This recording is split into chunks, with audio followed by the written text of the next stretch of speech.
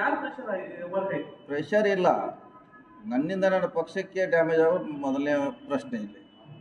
Pressure ಪ್ರಶ್ನೆ ಇಲ್ಲ, ಯಾಕಂದ್ರೆ ನನ್ನ ಸತೀಶ್ ಜಾರಕಿಹೊಳಿ ಸ್ಟ್ಯಾಂಡ್ನಿಂದ ನನ್ನ ಪಕ್ಷಕ್ಕೆ ಕಾಳಾದರೆ ಅದರಿಂದ ಏನು ಪ್ರಯೋಜನ ಮಾಡುವಂಥದ್ದೇನಿಲ್ಲ. ನನ್ನ ನಡುವು ಕೂಡ ಸರಿಯಾಗಲ್ಲ, ನನ್ನ ಜೊತೆ ಇದ್ದರೂ ಕೂಡ ಸರಿಯಾಗಲ್ಲ. ಮುಖ್ಯವಾಗಿ ನನ್ನ ಪಕ್ಷಕ್ಕೆ ಡ್ಯಾಮೇಜ್ ಆಗಬಾರದನ್ನ ಕಾರಣಕ್ಕಾಗಿ ಮುಖ್ಯವಾಗಿ ತೋರ್ತಾ ಇದು ನಿರ್ಣಯ.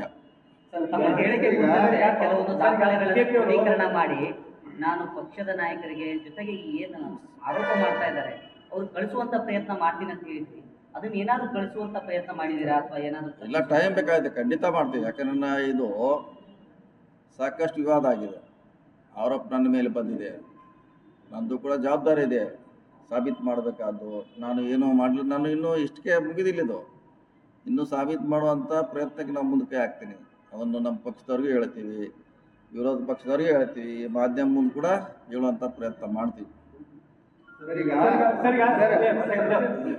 ಮುಖ್ಯಮಂತ್ರಿಗಳು ನಿನ್ನೆ ಸಾಮ್ರಾಜ್ಯ ಮಟ್ಟದಲ್ಲಿ ಪ್ರತಿಕ್ರಿಯೆ ಮಾಡಿದ್ದಾರೆ.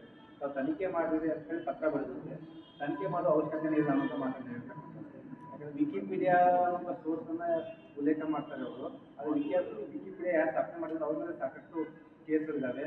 ಆ ವಿಚಾರಗಳು ಸತ್ಯ ಅಲ್ಲ ಅನ್ನೋದು ಅನ್ನೋಂಥ ವಿಚಾರವನ್ನ ಇನ್ನು ಮುಖ್ಯಮಂತ್ರಿಗಳು ಪ್ರಸ್ತಾಪ ಮಾಡಿದ್ದಾರೆ. ಪೂರಕವಾಗಿ ನೀವೇನು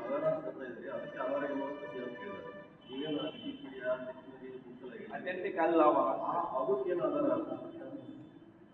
ನೋಡಿ, ಅದಕ್ಕೂ ಭಾಳ ಸಮಯ ಬೇಕು, ಭಾಳ ಎಕ್ಸ್ಪರ್ಟ್ಸ್ ಬೇಕು. ನಾವು ಅವ್ರಿಗೆ ಆನ್ ಮಾಡ್ತೀವಿ, ಅವ್ರ ಕಡೆ ಕೇಳ್ತೀವಿ, ಎಲ್ಲ ಪಕ್ಷದವ್ರು ಕೇಳ್ತೀವಿ. ನೋಡಿ ಹೀಗಿದೆ, ಆರೋಪ ಮಾಡೋದು ಸರಿಯಲ್ಲ ಅನ್ನೋದು ನಾವು ಕನ್ವಿನ್ಸ್ ಮಾಡಲಿಕ್ಕೆ ಪ್ರಯತ್ನ ಮಾಡ್ತೀವಿ. ಸಿಎಂ ಅವರು ಒಂದು ಮಾತು ಹೇಳಿದ್ರು. ಸಿಎಂ ಅವ್ರು ಏನಂತಂದ್ರು, ಸತೀಶ್ ಜಾರಕಿಹೊಳಿ ಯಾವಾಗಲೂ ದುಡುಕಲ್ಲ, ಆದ್ರೆ ಕಾಂಗ್ರೆಸ್ ಜೊತೆ ಸೇರಿಕೊಂಡು ಈ ರೀತಿ ಮನಸ್ಥಿತಿ ಬಂದಿದೆ ಅಂತ ಹೇಳ್ತಾರೆ. ಇಲ್ಲ, ನಾನು ದುಡುಕಿಲ್ಲ ಅಂತ ಹೇಳೋದಕ್ಕೆ ನಾ ಇದನ್ನೆಲ್ಲ ಮುಂದೆ ಹೇಳ್ತೇನೆ. ದುಡುಕಿಲ್ಲ ಅಂತ ಹೇಳಿಕೆ ಮುಂದೆ ಪ್ರಯತ್ನ ಅಂತ ದುಡುಕಿಲ್ಲ.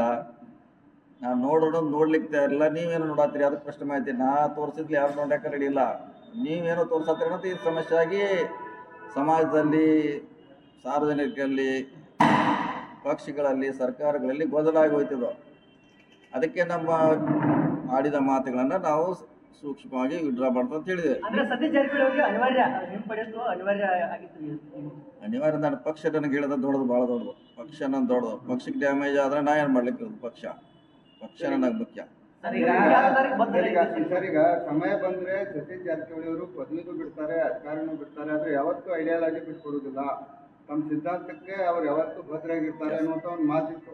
ಆದ್ರೆ ನಿನ್ನೆ ನಡೆದಂತ ಬೆಳವಣಿಗೆ ಕರೆಕ್ಟ್, ಹೇಳೋದು ಕರೆಕ್ಟು. ನನ್ನ ಐಡಿಯಾಲಜಿ ನಾನು ಹಿಂದೆ ಸರಿದಿಲ್ಲ, ನಾನು ಇದೇನೋ ಎಲ್ಲರೂ ಕನ್ವಿನ್ಸ್ ಮಾಡಲಿಕ್ಕೆ ಅದು ಮುಂದಿನ ಸ್ಟೆಪ್ನಲ್ಲಿ ಮಾಡ್ತೀನಿ. ಈಗ ಹತ್ರ ಅವಶ್ಯಕತೆ ಇರಲಿಲ್ಲ, ಅದಕ್ಕಾಗಿ ವಿಡ್ರಾ ಮಾಡಿದ್ದು. ಈಗ ನೀವು ಆ ಪದವನ್ನು ವಾಪಸ್ ತಗೊಂಡಿದ್ದೀರಿ, ಜೊತೆಗೆ ಅದಕ್ಕೆ ಸ್ಪಷ್ಟಪಡಿಸಿದಿರಿ, ಜೊತೆಗೆ ಅದಕ್ಕೆ ವಿಷಾದವನ್ನು ವ್ಯಕ್ತಪಡಿಸಿದಿರಿ.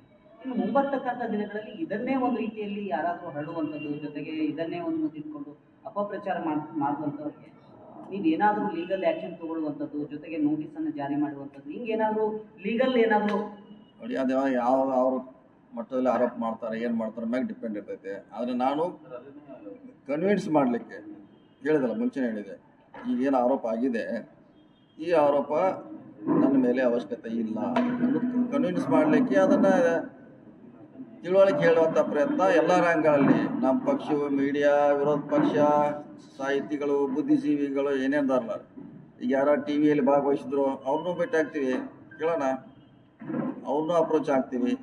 ಅದು ಹೇಳಿ ನಮಗೆ. ನಮ್ಮ ಮೊನ್ನೆ ಒಂದು ಟಿ ವಿ ಇಂಟರ್ವ್ಯೂಲ್ಲಿ ಹೇಳಿದೆ, ನನಗೆ ವಿಷಯ ಗೊತ್ತಿಲ್ಲ ತಿಳ್ಕೊಳ್ಳೋಂಥ ಹಕ್ಕು ನನಗಿದೆ. ಯಾವುದೇ ವಿಷಯ ನಿಮ್ಗೆ ಗೊತ್ತಿಲ್ಲ, ಬೇರೆಯವ್ರಿಗೆ ಕೇಳ್ತಿರಲ್ಲ, ನಮಗೆ ಕೇಳಿದೆ, ನನಗೆ ಒಂದು ವಿಷಯ ಬಗ್ಗೆ ನನಗೆ ಗೊತ್ತಿಲ್ಲ ಪರ್ಟಿಕ್ಯುಲರ್, ಕೇಳುವಂಥ ಪ್ರಯತ್ನ ಮಾಡಿ ಅಂತ ಹೇಳಿದ್ರೆ ಅವ್ರ ಜೊತೆ ನಾವು ಡಿಸ್ಕಷನ್ ಮಾಡ್ತೀವಿ. ಯಾರು ಟಿ ವಿಯಲ್ಲಿ ಭಾಗವಹಿಸಿದ್ರು ಅವ್ರ ಸಲಹೆಗಳನ್ನು ಪಡಿತೀವಿ. ಅಂತಿಮವಾದ ಒಂದು ತೀರ್ಮಾನಕ್ಕೆ ನಾವು ಬರಲೇಬೇಕು.